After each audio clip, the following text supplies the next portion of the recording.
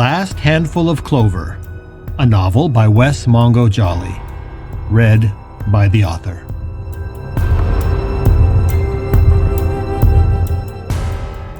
Book 2, Gifts Both Light and Dark.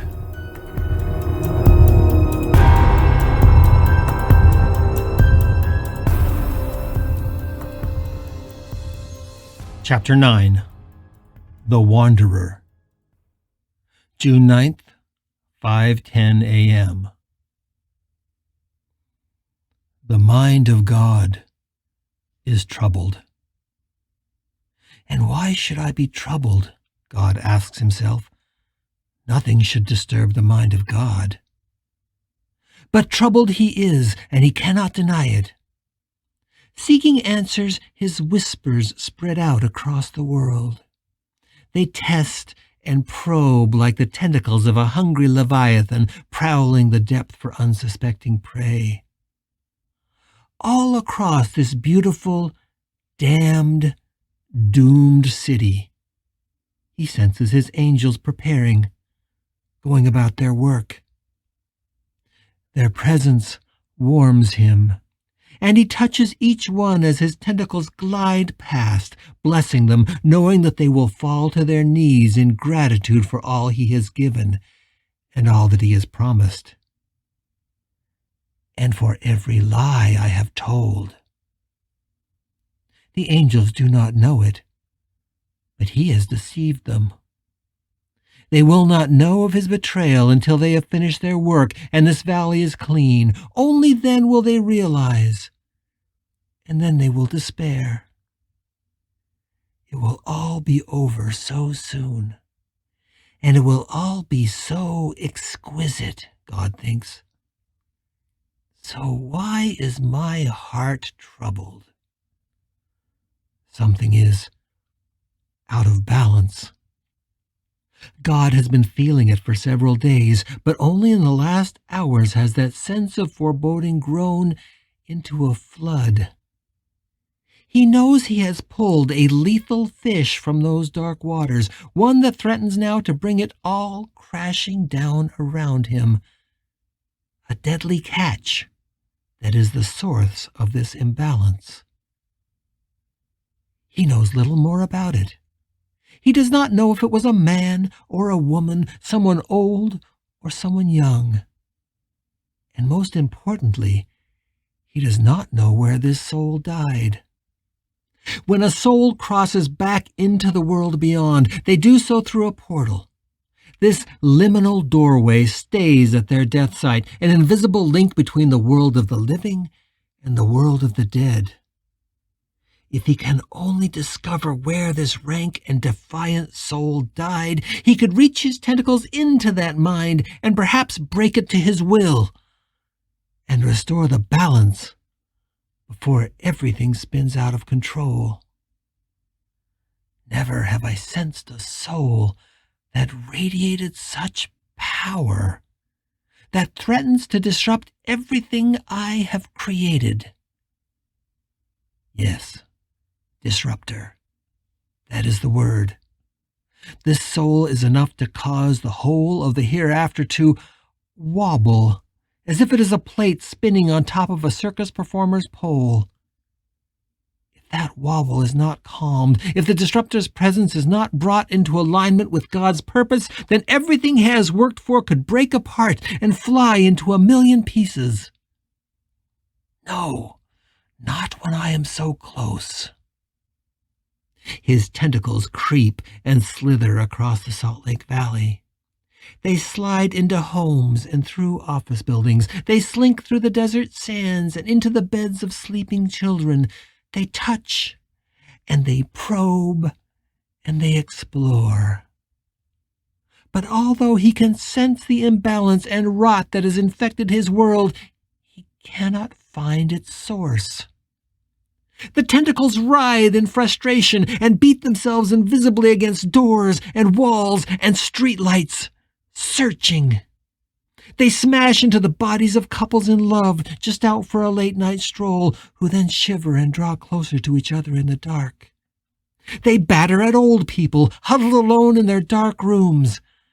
They slide menacingly across cheats and hustlers and saints alike. With growing frustration, the tentacles seek out his angels, but few of them have minds strong enough to answer his questions. They have been fine-tuned to kill and maim, but for insight, they offer precious little. And still he senses that new mind like a powerful whirlwind. It is not a pure power. It has flaws, and it is uncertain, and perhaps even as dark as his own.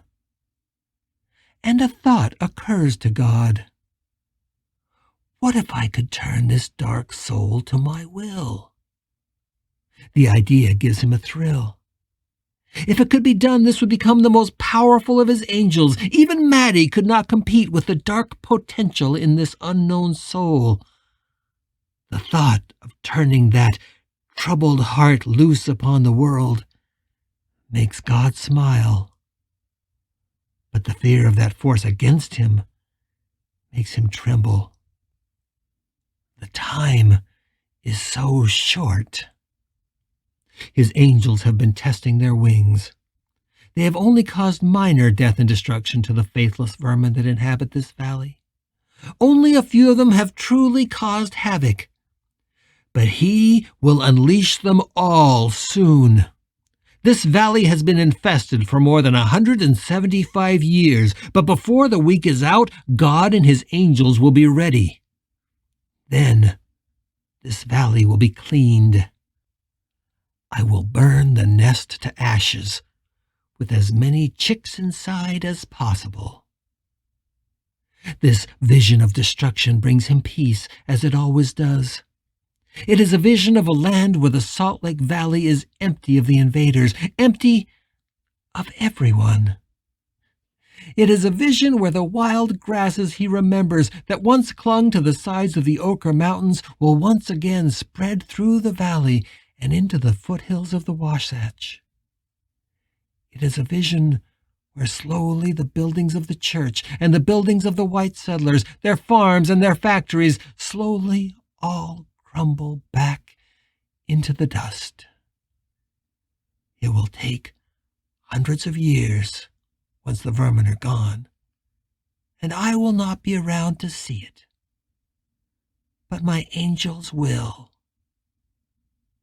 God smiles, knowing how easily he has lied to them, and how eager they have been to believe his lies.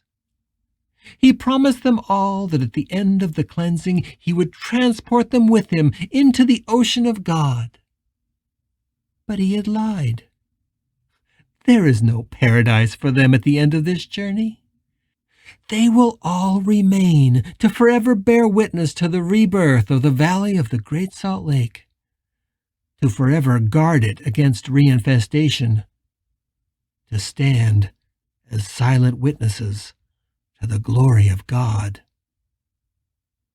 His angels will be angry at first, but their minds will be so far gone that there will be little they can do except turn their anger back upon the living, forever, inside the confines of this valley. It will be their prison for eternity, and their rage will leave them forever on patrol, forever waiting for any new person to cross the border into their world. When any foolish person does, the angels will descend upon them. They will possess them. They will drive them mad. They will drive them to murder and to suicide. And this valley will be clean once again. This time, it will stay clean forever. Eventually, the world will learn that the Salt Lake Valley is synonymous with death and destruction, a void where no living human should ever venture. Planes will reroute over the dead valley, not because any plane has ever succumbed, but because it is a land with such a reputation for darkness and malevolence that no pilot will dare to draw near. God imagines that day not so many years from now, when the name of the Salt Lake Valley will be spoken in hushed tones, when most of the living will not speak the name at all, for superstitious fear that the very sound will bring bad luck or disaster into their lives. What will happen to the rest of the world is unknown, and of no concern to God. Perhaps humans will venture into space, and the astronauts who speed away to distant planets and stars will pause to look back upon this blue marble, and as it rotates slowly, and as the small oval in the western United States comes into view, the small oval that still portends death and destruction and the soul-wrenching fear of the unknown, they will instinctively look away from their portholes and turn their faces back toward the stars. The ghosts, his ghosts, will remain. As the buildings crumble into dust, they will watch. When the rubble weathers under the snows, they will huddle in basements and under what remains of rotting porches. They will wait. And they will kill. And soon the killing will stop because the valley will be clean, and white-tailed deer will graze among the overgrown streets, and the wild horses will drink from the broken fountains of Temple Square. The tentacles of God writhe in the sand and in the streets and in the bedrooms of the city. Lost in his thoughts, he has almost forgotten that which threatens everything. And yet, somewhere that presence burns, and he feels his rage returning. If there is one thing that God understands, it is rage. And he knows that his own will last well beyond his time in this world.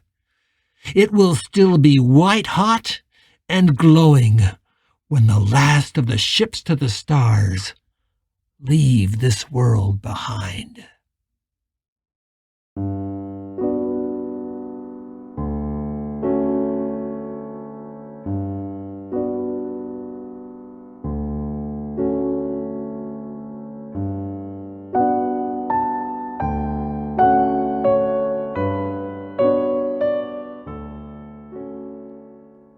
I would give up all my toes, and maybe even a foot. Thumbs are not required, so one of those can go. But not a thumb and a foot, only one of each. Below the elbow there are bargains we can strike, but I need one hand to raise a fist to heaven and demand justice of God, and a middle finger to raise if he refuses. One arm must stay so I can pull you from the grave. But wait, the other I must keep to fight back the demons. So perhaps I cannot give up both arms to have you back. I have 2 ears, but at night I will need just one to listen to your soft murmurs against my cheek. But wait, my other ear must always be tuned for danger if I hope to never lose you again. So perhaps I cannot give up both ears to have you back. It seems that I have very little to offer. I'd give up my breath to make this bargain, but you took that away years ago. Excerpt from To Have You Back by Keith Wu, as it appears in The Heavy Work of Vanishing, the collected poetry of Keith Wu, edited by Pilani Kalani, page 220.